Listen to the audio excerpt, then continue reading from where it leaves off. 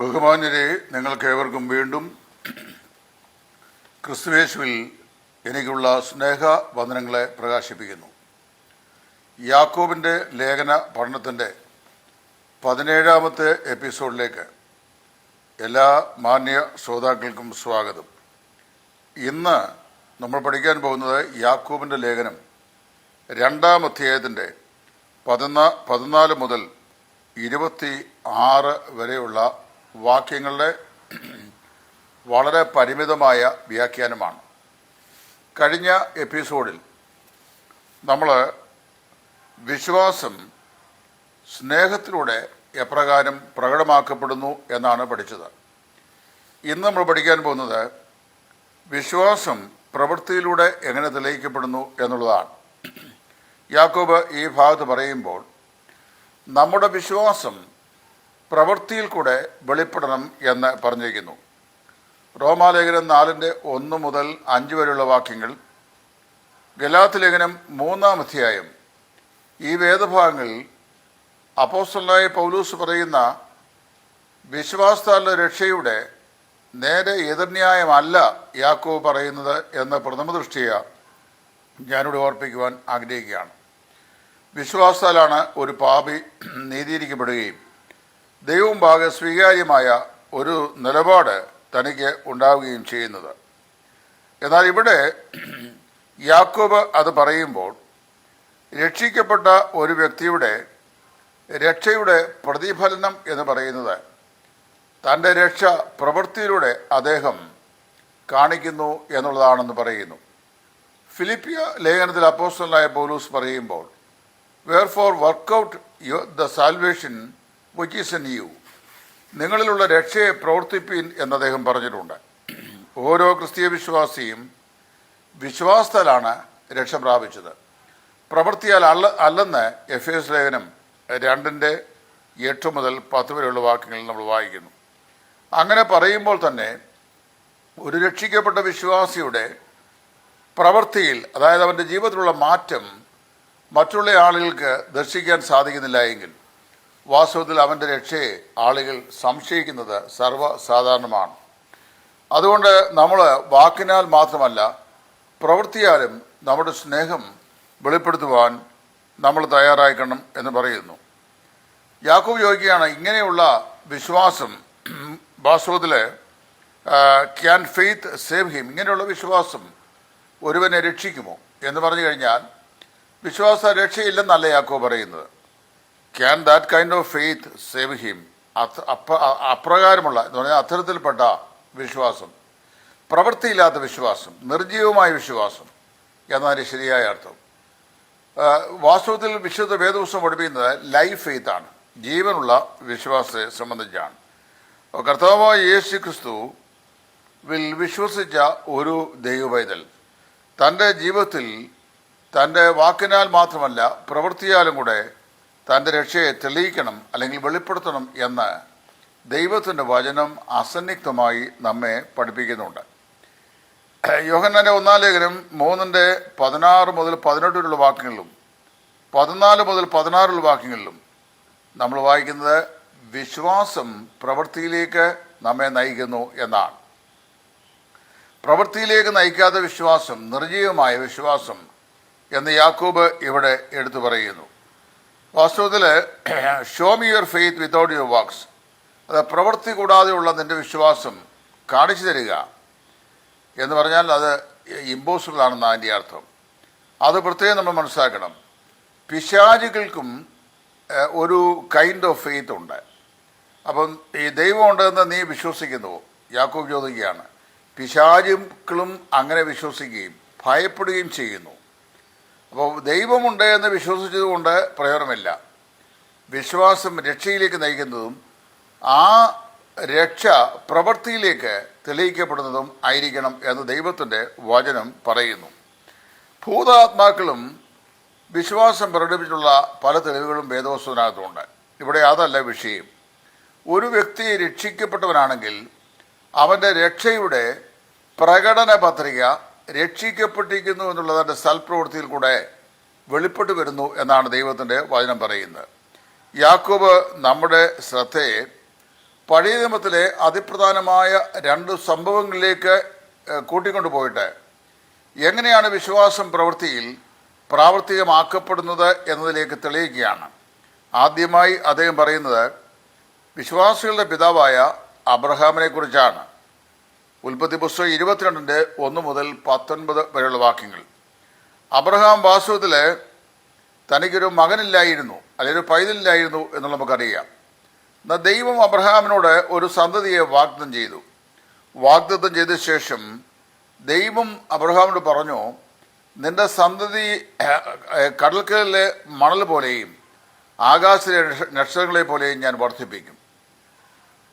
തേജോമയനായ ദൈവം അബ്രഹാമിന് പ്രത്യക്ഷമായി അബ്രഹാമിനോട് അരുളി ചെയ്ത ഈ വലിയ വാഗ്ദത്തം അബ്രഹാം വിശ്വസിച്ചു. ജീവനുള്ള ദൈവത്തെ വിശ്വസിച്ചു. വിശ്വസിച്ചപ്പോൾ ആ വിശ്വാസം അവർ നീതിയായി കണക്കിടപ്പെട്ടു. വാസ്തവത്തിൽ അബ്രഹാം രക്ഷിക്കപ്പെട്ടത് പ്രവൃത്തിയാലല്ല. അബ്രഹാം രക്ഷിക്കപ്പെട്ടത് ജീവനുള്ള ദൈവം അവന് നൽകിയ വാഗ്ദത്ത വചനത്തെ വിശ്വസിച്ച് അതിനെ അനുസരിച്ചതാണ്. അപ്പോൾ എവിടെയും വേദപുസ്തകം പറയുന്നത് കൃപയാൽ വിശ്വാസത്താലാണ് ഒരു പാപി രക്ഷിക്കപ്പെടുന്നത് എന്നാണ്. എന്നാൽ അങ്ങനെയുള്ള അബ്രഹാമിൻ്റെ വിശ്വാസം നാം വായിക്കുന്നു, കർത്താവായ യേശു ക്രിസ്തുവിൽ അല്ലെങ്കിൽ ദൈവത്തിൽ വിശ്വസിക്കാനുള്ള അബ്രഹാമിൻ്റെ വിശ്വാസം അവന് നീതിയായി കണക്കിടപ്പെടുകയും അത് അവനെ രക്ഷയിലേക്ക് നയിക്കുകയും ചെയ്തു. എന്നാൽ നമ്മൾ വായിക്കുമ്പോൾ ആ വിശ്വാസം ഒരു പടിയും കൂടെ കടന്നിട്ട് മരിച്ചവരെ ഉയർപ്പിക്കുവാൻ കഴിയുന്നവനാണ് ദൈവമെന്ന് അബ്രഹാം വിശ്വസിച്ചു. അതായത് ഇസ്ഹാക്കിനെ യാഗമർപ്പിക്കാൻ ദൈവം ഉൽപ്പത്തി പുസ്തകം 20 ആവശ്യപ്പെടുമ്പോൾ യാതൊരു സംശയവും കൂടാതെ ഒരു പതർച്ചയും കൂടാതെ അബ്രഹാം ഇസ്ഹാക്കിനെ കൂട്ടിക്കൊണ്ടുപോയി മോറിയ മലയിൽ അവനെ യാഗപീഠത്തിന്മേൽ യാഗമർപ്പിച്ചത് മരിച്ചവരെ ഉയർപ്പിക്കാൻ കഴിയുന്ന ദൈവത്തിൽ അബ്രഹാം വിശ്വസിച്ചുകൊണ്ടാണ്. അബ്രഹാമിന് 100 വയസ്സ് പ്രായം, സാറായിക്ക് 90 വയസ്സ് പ്രായം. മൃതാവസ്ഥയിലായ ശരീരത്തിൽ നിന്ന് ജീവനെ ഉൽപ്പാദിപ്പിക്കുവാൻ കഴിഞ്ഞ ദൈവത്തിന് ഇസ്ഹാക്ക് എരിഞ്ഞ് ചാമ്പലായാൽ ആ ചണ്ടിക്കൂമ്പാരത്തിൽ നിന്ന് അവനെ മടക്കിക്കൊണ്ടുവരുവാൻ കഴിയും എന്ന് ദൈവത്തിൽ വിശ്വസിച്ചു. ആ വിശ്വാസമാണ് അനുസരണമായി പ്രവൃത്തിയിലൂടെ പ്രകടമായത്. നമ്മൾ ദൈവത്തിൽ വിശ്വസിക്കുന്നു എന്ന് പറയും. അപ്പോൾ തന്നെ നമ്മുടെ വിശ്വാസം പ്രവൃത്തിയിലൂടെയും അനുസരണത്തിലൂടെയും പ്രകടമാകുമ്പോഴാണ് വാസ്തവമായി രക്ഷിക്കപ്പെട്ടവരാണെന്ന് മറ്റുള്ള ആളുകൾക്ക് മനസ്സിലാക്കുവാൻ സാധിക്കുന്നു. നമ്മുടെ ജീവിതത്തിൽ നമ്മൾ സൽപ്രവൃത്തികൾക്കായി സൃഷ്ടിക്കപ്പെട്ടവരാകുന്നു. അത് ചെയ്യേണ്ടതിന് ദൈവം മുന്നൊരുക്കിയിരിക്കുന്നു എന്നും ദൈവത്തിൻ്റെ വചനം പറഞ്ഞിട്ടുണ്ട്. ഇവിടെ പഠിക്കുമ്പോൾ അബ്രഹാം ദൈവത്തിൽ വിശ്വസിച്ചു, അതവിടെ നീതിയായി കണക്കിട്ടു. അബ്രഹാം ദൈവത്തിൻ്റെ വചനത്തെ അനുസരിച്ചു. ആ അനുസരണം വിശ്വാസത്തിൻ്റെ അനുസരണമായിരുന്നു. ആ വിശ്വാസം പ്രവൃത്തിയിലൂടെ വെളിപ്പെട്ടു. അവൻ ഇസ്ഹാക്കിനെ കൂട്ടിക്കൊണ്ട് മോറിയമലയിൽ ചെന്നു. യാഗപീഠം പണിത് വിറകതിന്മേലെടുക്കി അതിന്മേൽ കൈകാലിൽ കെട്ടി അവനെ അതിൽ അർപ്പിച്ചു. ഇസ്ഹാക്ക് മരിച്ചില്ല എന്നുള്ളത് ശരിയാണ്. അവന് പകരമായി ഒരു ആട്ടുകൊറ്റൻ കൊല്ലപ്പെട്ടു. അപ്പോഴും ദൈവത്തിൻ്റെ ദൃഷ്ടിയിൽ വിശ്വാസത്തിൻ്റെ അനുസരണം പ്രവൃത്തിയിൽ വെളിപ്പെട്ടപ്പോൾ അക്ഷരീകമായി അബ്രഹാം ഇസ്ഹാക്കിനെ യാഗം കഴിച്ചതായിട്ടാണ് ദൈവം അംഗീകരിക്കുന്നത്. എന്താണെന്നറിയാമോ? യാഗത്തിൻ്റെ കത്തി അല്ലെങ്കിൽ അറുക്കുവാനുള്ള കത്തി അവൻ്റെ കഴുത്തിൽ വെച്ചപ്പോൾ ദൈവം തടസ്സപ്പെടുത്തിയെങ്കിലും അബ്രഹാമിൻ്റെ വിശ്വാസത്തിൻ്റെ അനുസരണം പ്രവൃത്തിയിൽ വെളിപ്പെട്ടപ്പോൾ ആ വിശ്വാസം ജീവനുള്ളതും അനുസരണമുള്ളതും യഥാർത്ഥമായതും ദൈവത്തെ കൺവിൻസ് ചെയ്യുന്നതുമായ വിശ്വാസമാണെന്ന് ദൈവത്തിന് മനസ്സിലായി എന്ന് നമ്മൾ പഠിക്കുന്നു. ഇത് വാസ്തവത്തിൽ അബ്രഹാമിൻ്റെ വിശ്വാസത്തിൻ്റെ പ്രവൃത്തിയാലുള്ള അനുസരണത്തിലൂടെ വിശ്വാസം പ്രാവർത്തികമാക്കുകയാണ് അബ്രഹാം ചെയ്തത്. ഇനി രണ്ടാമത്തെ ദൃഷ്ടാന്തം യോശുവയുടെ പുസ്തകം 2:6 മുതൽ 17 മുതൽ 27 വരെയുള്ള വാക്യങ്ങൾ. ഈ വാക്യങ്ങൾ പറയപ്പെടുന്ന റാഹാബ് എന്ന് പറയുന്ന ആളിനെ സംബന്ധിച്ചുള്ള അവരുടെ വിശ്വാസമാണ്. റാഹാബ് നാം വായിക്കുന്നു, വിശ്വാസത്തിൽ അവള് ഈ റാഹാബ് ഒരു പാപിനിയായ സ്ത്രീയാണ്. വളരെ പച്ചയായി പറഞ്ഞ ഒരു വേശ്യ സ്ത്രീയാണ്. യെരിഹോവിലാണ് അവൾ പാർത്തു വന്നത്. നാശത്തിൻ്റെ പട്ടണത്തിലാണ് പാർത്തു വന്നത്. ആ പട്ടണത്തെ ഇസ്രായേലിയർ പിടിച്ച് അടക്കാനായിട്ട് പോവുകയാണ്. യെരിഹോവിൻ്റെ മതിലുകൾ ജനത്തിൻ്റെ വിശ്വാസത്തിൻ്റെ മുമ്പാകെ നിബന്ധിച്ചതായി നമ്മൾ വായിക്കുന്നുണ്ട്. ആ പാപിനിയായ ഈ സ്ത്രീയെ വാസ്തവത്തിൽ വിശ്വാസത്താലാണ് രക്ഷിക്കപ്പെടുന്നത്. ഇസ്രായേലിൻ്റെ ദൈവത്തിനോട് വിശ്വസിച്ചു. ഈ ഒറ്റുകാരായ ആളുകൾ അവളുടെ വീട്ടിൽ ചെല്ലും മുമ്പ് തന്നെ അവൾ വിശ്വസിച്ചിരുന്നതായിട്ട് നമുക്ക് മനസ്സിലാക്കാം. അവൾ രക്ഷിക്കപ്പെട്ടു, വിശ്വാസത്താൽ രക്ഷിക്കപ്പെട്ടു. ഈ സ്ത്രീ അല്ലെങ്കിൽ രാഹാബ് മത്തായിയുടെ സുവിശേഷം 1-ാം അധ്യായത്തിൽ നമ്മുടെ ക്രിസ്തുനാഥൻ്റെ വംശാവലിയിൽ സ്ഥാനം പിടിച്ചൊരു മാതാവായിട്ട് പിന്നീട് നമ്മൾ വായിക്കുന്നുണ്ട്. യേശു ക്രിസ്തുവിൻ്റെ വലിയ മാതാക്കളിൽ ഒരാളായിട്ട് രാഹാബിനെ നമ്മൾ വായിക്കുന്നു. 5 സ്ത്രീകളാണ് ആ വംശാവലിയിലുള്ളത്. Rahab, Tamar, Bathsheba, Ruth, Mariam. അതിൽ രാഹാബാണ് ആദ്യം സ്ഥാനം പിടിക്കുന്നത്. അവൾ യേശു ക്രിസ്തുവിൻ്റെ വലിയ മാതാക്കളിൽ ഒരാളായി മാറ്റപ്പെടുകയാണ്. ഒറ്റുകാർ അവളുടെ വീട്ടിൽ ചെന്ന് കഴിഞ്ഞപ്പോൾ നാം വായിക്കുന്ന വിശ്വാസത്താൽ അവരെ ആ വീട്ടിൽ കൈക്കൊള്ളുകയും അവരെ ഒളിപ്പിക്കുകയും ചെയ്തു. വാസ്തവത്തിൽ അത് അവളുടെ വിശ്വാസത്തിൻ്റെ പ്രവൃത്തിയാണ് കാണിക്കുന്നത്. നമുക്ക് വിശ്വാസമുണ്ട് എന്നവൾ പറയുന്നു. നമ്മുടെ വിശ്വാസം, what kind of faith do we have? നമുക്ക് എങ്ങനെയുള്ള വിശ്വാസമാണുള്ളത്? Is it practical faith? പ്രായോഗികമാകുന്ന വിശ്വാസമാണോ? Or just a professing faith? വിശ്വാസമെന്ന് മാത്രം അഭിമാനിക്കുന്ന വിശ്വാസമാണോ? അപ്പോൾ വിശ്വാസം എന്ന് അഭിമാനിക്കുന്ന വിശ്വാസം സ്ഥായിയായതും ദൈവസേനയിൽ നിലനിൽക്കുന്നതുമായ വിശ്വാസമല്ല. പിശാചുക്കളും അങ്ങനെ വിശ്വസിക്കുന്നുണ്ട്. നമ്മൾ കർത്താവിൽ വിശ്വസിച്ചു എന്നുള്ളത് നമ്മുടെ പ്രവൃത്തിയിലൂടെ വെളിപ്പെടണം. പ്രവൃത്തിയിലൂടെ വെളിപ്പെടുമ്പോൾ ഇവിടെ വായിക്കുന്നു, അവൾ ഒറ്റുകാരെ സ്നേഹത്തോടെ വീട്ടിൽ കൈക്കൊണ്ടു, അവരെ ഒളിപ്പിച്ചു. ആ പട്ടണത്തിൽ വരാൻ പോകുന്ന നാശത്തിൽ അവരോടുകൂടെ നശിക്കാതിരുന്നു എന്ന് നമ്മൾ വായിക്കുന്നുണ്ട്. പ്രിയപ്പെട്ടവരെ, നമ്മുടെ വിശ്വാസം പ്രവൃത്തിയിൽ വെളിപ്പെടുന്നില്ല എങ്കിൽ ആ വിശ്വാസത്തെ നിർജീവ വിശ്വാസമെന്നാണ് ദൈവത്തിൻ്റെ വചനത്തിൽ യാക്കോബ് പറയുന്നത്. അനേക പ്രൊഫസിങ് ക്രിസ്ത്യൻസ് ഉണ്ട്. തങ്ങൾ വിശ്വാസികളാണെന്ന് അഭിമാനിക്കുന്നവരുണ്ട്. പക്ഷേ അവരുടെ പ്രവൃത്തിയും അവർ കൺഫസ് ചെയ്യുന്ന വിശ്വാസവും തമ്മിൽ യാതൊരു ബന്ധവും ഉണ്ടാവുകയില്ല. നമ്മുടെ കർത്താവ് എപ്പോഴും വിശ്വാസം പ്രാവർത്തികമാക്കുവാൻ ആവശ്യപ്പെടുന്ന കർത്താവായിരുന്നു. നമ്മുടെ വിശ്വാസം നമ്മുടെ പ്രവൃത്തിയിൽ വരണം. നമ്മൾ രക്ഷിക്കപ്പെട്ടവരാണെന്ന് നമ്മുടെ പ്രവൃത്തിയിലൂടെ വെളിപ്പെടുവാനായിട്ട് നമുക്ക് സാധിക്കണം. സ്നേഹമുണ്ട് എന്ന് നമ്മൾ പറയുമ്പോൾ ആ സ്നേഹം ക്രിസ്തു നിമിത്തം അത് വെളിപ്പെടുത്തുവാൻ നമുക്ക് സാധിക്കണം. 24-ാം വാക്യം വാസ്തവത്തിൽ ഈ പറയപ്പെടുന്ന വിശ്വാസത്തിൻ്റെ പ്രവൃത്തിയിലുള്ള വെളിപ്പെടലിൻ്റെ ഒരു സംഗ്രഹമാണ്. Faith that does not lead to works is not saving faith. ശരിയായ പ്രവൃത്തിയിലേക്ക് നമ്മളെ ആനയിക്കാത്ത വിശ്വാസം അത് സത്യവിശ്വാസം അല്ലെന്നാണ് പറയുന്നത്. എന്തറിയാമോ? അനേക ആളുകൾ ഇന്ന് ക്രൈസ്തവ ലോകം മുഴുവൻ ധാരാളം വിശ്വാസികളുണ്ട്. But are they all really believed in Christ? അവരെല്ലാവരും വാസ്തവമായി കർത്താവിൽ വിശ്വസിച്ചവരാണ്. അവർ ദൈവമുണ്ടെന്ന് വിശ്വസിക്കുന്നവരാണ്. എന്നാൽ പ്രവൃത്തിയിലൂടെ അവർ അവനെ നിരാകരിക്കുകയും ചെയ്തു, തള്ളിക്കളയുകയും ചെയ്യുന്നു. തീത്തോസ് 1:14 അത് നമ്മൾ വായിക്കും. They profess that they know God but in works they deny him. അവരെ വിശ്വാസമുള്ളവരാണെന്ന് അഭിമാനിക്കുന്നുവെങ്കിലും പ്രവൃത്തിയിൽ അത് വെളിപ്പെടുത്തുന്നില്ല. സൽപ്രവൃത്തികൾ നാം ശുഷ്കാന്തിയുള്ള ജനമായിരിക്കേണ്ടതിനാണ് ദൈവം നമ്മെ ക്രിസ്തു മുഖാന്തരം രക്ഷിച്ച് ഈ ഭൂമിയിൽ ആഗ്രഹിക്കുന്നത്. അതുകൊണ്ട് പൗലോസ് അപ്പോസ്തലൻ കൊരിന്ത്യരോട് പറയുമ്പോൾ 2 കൊരിന്ത്യർ 13:5 ഇങ്ങനെ പറയുന്നു, നിങ്ങൾ വിശ്വാസത്തിൽ ഇരിക്കുന്നുവോ എന്ന് നിങ്ങളെ തന്നെ ശോധന ചെയ്യുവിൻ. നമ്മൾ പ്രവർത്തിക്കേണ്ട സമയത്ത്, ഒരഗതിയെ കണ്ടാൽ അവനോട് കരുണ തോന്നേണ്ട സമയത്ത്, ബുദ്ധിമുട്ടുള്ളവന് ഒരു കൈത്താങ്ങൽ നൽകേണ്ട സമയത്ത്, അതുപോലെ തന്നെ സാമ്പത്തികമായി ഞെരുങ്ങുന്ന ഒരാളെ അവൻ വല്ലതും വേണമെന്ന് ചോദിച്ചിട്ടല്ല, അവനെ മനസ്സിലാക്കി അവൻ്റെ ആവശ്യങ്ങളെ മനസ്സിലാക്കി നമ്മൾ പ്രവർത്തിക്കുമ്പോൾ നമ്മുടെ വിശ്വാസം പ്രവൃത്തിയായി വരും. ഇപ്പം ഇന്നലെ രാത്രി എന്നെ ആരോ കൂട്ടത്തോടെ വാട്സാപ്പിൽ റിപ്പോർട്ട് ചെയ്തു. അത് റിപ്പോർട്ട് ചെയ്ത വിശ്വാസികൾ, എനിക്ക് എൻ്റെ ലിസ്റ്റിനകത്ത് വിശ്വാസികളേ ഉള്ളൂ. അവരെ വാസ്തവത്തിൽ യഥാർത്ഥമായി രക്ഷിക്കപ്പെട്ട വിശ്വാസികളാണെന്ന് ഞാൻ വിശ്വസിക്കുന്നത്. റിപ്പോർട്ട് ചെയ്തതിനെ ബ്ലോക്ക് ചെയ്തു. അപ്പോൾ എന്നെ റെസ്ട്രിക്റ്റ് ചെയ്തു വാട്സാപ്പ്. എന്താണെന്നറിയാമോ? ഈ തിരശ്ശീലയ്ക്ക് പിന്നിലേക്ക് മറഞ്ഞുപോയ ക്രൈസ്തവ ലോകത്തിനൊരു പക്ഷെങ്കിൽ ഇനി മലയാള ക്രൈസ്തവ ലോകത്തിന് ഒരിക്കലും സംഭാവന ചെയ്യാൻ സാധ്യതയില്ലാത്ത അതികരുത്തനായ ദൈവത്തിൻ്റെ ദാസൻ തിരുവട്ടാർ കൃഷ്ണൻകുട്ടി അവരുടെ തൻ്റെ മാസ്റ്റർ പീസ് പ്രസംഗമായ 4 അർദ്ധരാത്രികൾ എന്ന് പറഞ്ഞ മെസ്സേജ് അതെൻ്റെ ഓർമ്മയിൽ എനിക്ക് കാണാപ്പാടമാണ്. അദ്ദേഹത്തിൻ്റെ കൂടെ ദീർഘനാളുകൾ സഹകരിച്ച ഒരാളെന്ന നിലയിൽ ഒരക്ഷരം പോലും വിടാതെ ഞാനത് പ്രസംഗിക്കുമായിരുന്നു അന്ന്. ഇന്ന് പൊതു ശുശ്രൂഷകൾ എനിക്ക് ഇല്ലല്ലോ. അപ്പോൾ ആ കാലഘട്ടത്തിൽ ഞാൻ കവല പ്രസംഗങ്ങളിൽ ധാരാളം ഉപയോഗിച്ചുള്ളതാണ്. ഇന്നും എൻ്റെ ഓർമ്മയിൽ അതുണ്ട്.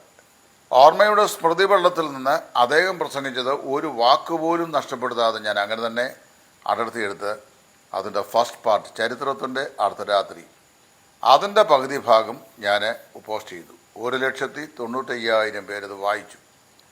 ഏകദേശം 250 ആളുകൾ ഷെയർ ചെയ്തു. 1000-ഓളം ആളുകൾ ലൈക്ക് ചെയ്തു. അപ്പോൾ ആർക്കോ ഒരു അസ്വസ്ഥയുണ്ടായി. രണ്ടാമത്തെ സെഗ്മെൻറ്റ് ഇന്നലെ രാത്രി ഞാൻ പോസ്റ്റ് ചെയ്തു. ഉടനെ എന്നെ ആരോ റിപ്പോർട്ട് ചെയ്തു. ആരാധനയ്ക്കറിയാൻ വയ്യ. ദൈവം അവരെ അനുഗ്രഹിക്കട്ടെ എന്ന് ഞാൻ പ്രാർത്ഥിക്കുന്നു. കാരണം അതിൻ്റെ പിറകിൽ ചോദിച്ചു കഴിഞ്ഞാൽ എനിക്കെന്തോ ഷൈൻ ചെയ്യാൻ വേണ്ടി ഞാൻ ചെയ്തെന്നായിരിക്കും അവർ ചിന്തിച്ചേക്കുന്നത്. എനിക്ക് ഷൈൻ ചെയ്യാനല്ല. ഈ മലയാളക്കരയിൽ ഒരു പ്രഭാഷകനും ചെയ്യാൻ കഴിയാത്ത വിധം ക്രിസ്തുവിനെ ഉയർത്തിയ മനോഹരമായ സന്ദേശം ആരെങ്കിലും ഒരാളെങ്കിലും അത് കേട്ടിട്ട് അല്ലെങ്കിൽ ഷെയർ ചെയ്ത് അത് വായിച്ചിട്ട് അത് മുഖാന്തരം എൻ്റെ രക്ഷിതാവും കർത്താവുമായ കൃഷ്ണൻകുട്ടി പ്രസംഗിച്ച കർത്താവിനെ രക്ഷിതാവും കർത്താവുമായി സ്വീകരിപ്പാൻ അവസരമുണ്ടാകുമെങ്കിൽ എന്നാഗ്രഹിച്ചാണ് ഞാനത് ചെയ്തത്. ആർക്കോ അസൂയാലുകൾക്ക് പ്രയാസമുണ്ടായി. അവരെല്ലാം കൂടി കുറേ പേര് റിപ്പോർട്ട് ചെയ്ത് എന്നെ റെസ്ട്രിക്റ്റ് ചെയ്തു. ഇനിയിപ്പോൾ എനിക്ക് ഒരു ദിവസം കഴിഞ്ഞ് എൻ്റെ റെസ്ട്രിക്ഷൻ മാറുകയുള്ളൂ. അത് നോക്കിക്കോണം.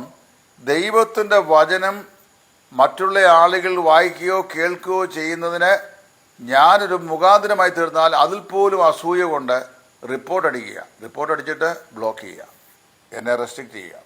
എന്ത് അസ്വസ്ഥതയാണ് നമ്മിൽ ചില ആളുകൾക്കുള്ളത്. അപ്പോൾ ഇങ്ങനെയുള്ള ആളുകളെ അവരുടെ വിശ്വാസത്തിൻ്റെ പ്രവൃത്തി നമ്മൾ പരിശോധിക്കുമ്പോൾ അവർ പ്രൊഫസിങ് ക്രിസ്ത്യൻസ് ആണോ അതോ ജെനുവിൻ ക്രിസ്ത്യൻസ് ആണോ എന്ന് നമുക്കറിയാൻ കഴിയും. ഇത് ഒരു കുറ്റാരോപണമായി പറഞ്ഞല്ല. ഒരുവൻ്റെ വിശ്വാസം പ്രവൃത്തിയിൽ കൂടെ എങ്ങനെ വെളിപ്പെടുന്നു. അപ്പോൾ ഒരുവൻ്റെ വിശ്വാസം, കൃഷ്ണൻകുട്ടി ഇപ്പോൾ ഇല്ല, അദ്ദേഹം നിത്യതയിലാണ്. എന്നാൽ താൻ പ്രസംഗിച്ച പ്രസംഗം ജീവിക്കുന്നു. ആളുകളുടെ ഹൃദയങ്ങളിലേക്ക് ആ നല്ല സ്മരണ കൊടുക്കുമ്പോൾ ആളുകൾ അത് കേൾക്കട്ടെ, വായിക്കട്ടെ, ധന്യരായി തീരട്ടെ, അനുഗ്രഹിക്കപ്പെടട്ടെ. ആളുകളിൽ ആരെങ്കിലും ഇതുവരെ കർത്താവിനെ രക്ഷിതാവായി സ്വീകരിക്കാത്തവർ വായിക്കുന്നുണ്ടെങ്കിൽ കർത്താവിനെ കൈക്കൊള്ളാൻ അവസരമുണ്ടാകട്ടെ. അതാണ് എൻ്റെ നിർവ്യാജമായ ആഗ്രഹം.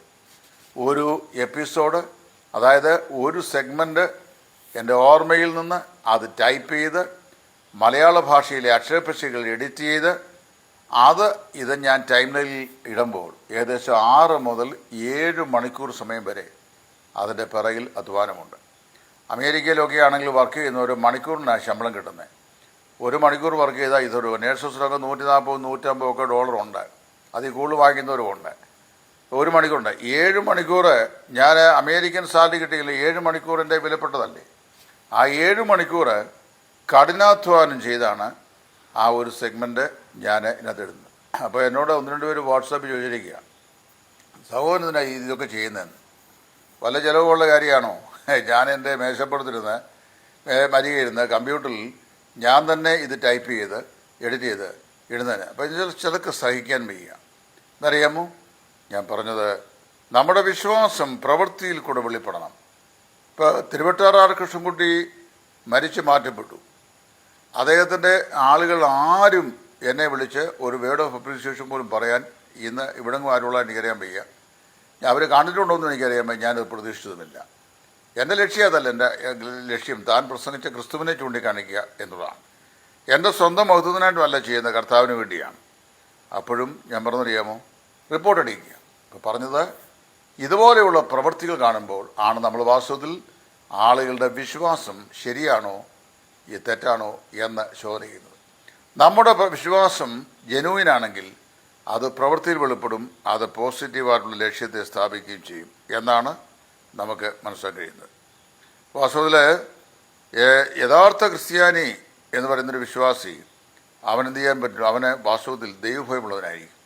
തൻ്റെ വിശ്വാസം, കർത്താവായ യേശു ക്രിസ്തു തനിക്കുള്ള വിശ്വാസം, അത് അനുഗ്രഹീതമായ നിലയിൽ പ്രവൃത്തി പദത്തിൽ അദ്ദേഹം കാണിച്ചു കൊടുക്കും. അപ്പോൾ ആളുകൾ മനസ്സിലാക്കും ഇവൻ വാസ്തവമായി രക്ഷിക്കപ്പെട്ടവൻ. ഈ നഥനയേലിനെ കണ്ടപ്പോൾ നമ്മുടെ കർത്താവ് പറഞ്ഞ വാക്ക് ശ്രദ്ധിക്കണം. ഇവൻ സാക്ഷാൽ Israel, indeed he is an Israelite and in him is no guile. അവനിൽ കപടമില്ല. നമ്മുടെ വിശ്വാസത്തിൻ്റെ പ്രവൃത്തിയെ എഫേസ് ലേഖനം 2:8 8 മുതൽ 10 വാക്യങ്ങൾ പൗലോസ് സംഗ്രഹിച്ചിട്ടുണ്ട്. 3 മേഖലയിലായിട്ടാണ് അത് സംഗ്രഹിച്ചിരുന്നത്. ഒന്ന്, the work God does for us, ദൈവം നമുക്ക് വേണ്ടി ചെയ്യുന്ന പ്രവൃത്തി, അത് നമ്മുടെ ആത്മരക്ഷയാണ്. 2, the works that God does in us, ദൈവം നമ്മിൽ ചെയ്തുകൊണ്ടിരിക്കുന്ന പ്രവൃത്തി, അത് നമ്മുടെ സാന്റിഫിക്കേഷൻ, അതായത് ശുദ്ധീകരണമാണ്. 3, the work that God does through our life, ദൈവം നമ്മിലൂടെ ചെയ്തുകൊണ്ടിരിക്കുന്ന പ്രവൃത്തി, അത് നമ്മുടെ സർവീസസ് ആണ്, അല്ലെങ്കിൽ സൽപ്രവൃത്തികളാണ് എന്ന് അപ്പോസ്തലൻ പറയുന്നു. എഫേസ്യർ 2:8 മുതൽ 10 വാക്യങ്ങൾ. The work that God does for us is salvation, the works that God does in us is our sanctification, and the work that God does through our life is our services which leading us into glorification. ഇതാണ് സൽപ്രവൃത്തിയെക്കുറിച്ച് അപ്പോസ്തലൻ അവിടെ summarise ചെയ്തിട്ടുള്ളത്. അപ്പോൾ 2-ാം അധ്യായത്തിൻ്റെ 14 മുതൽ ഉള്ള ഈ വാക്യങ്ങൾ ഒരു വിശ്വാസിയുടെ വിശ്വാസം എപ്രകാരം പ്രവൃത്തിയിൽ വെളിപ്പെടുന്നു. യഥാർത്ഥ വിശ്വാസിച്ചവനാണെങ്കിൽ അവൻ്റെ വിശ്വാസം ജീവനുള്ളതാണ്, നിർജീവമല്ല. നിർജീവമല്ലെങ്കിൽ അത് ചലനാത്മകമാണ്, അത് പ്രവർത്തിക്കുന്നതാണ് എന്ന് യാക്കോബ് ചൂണ്ടിക്കാണിക്കുന്നു. 2-ാം അധ്യായത്തിൻ്റെ വ്യാഖ്യാനം ഇവിടെ പരിസമാപിക്കുന്നു. ദൈവം അനുവദിച്ചാൽ അടുത്ത സെഗ്മെൻറ്റിൽ 3-ാം അധ്യായത്തിൽ നിന്ന് നമുക്ക് പഠിക്കാം. ദൈവം നമ്മേവരെയും അനുഗ്രഹിക്കുമാറാകട്ടെ.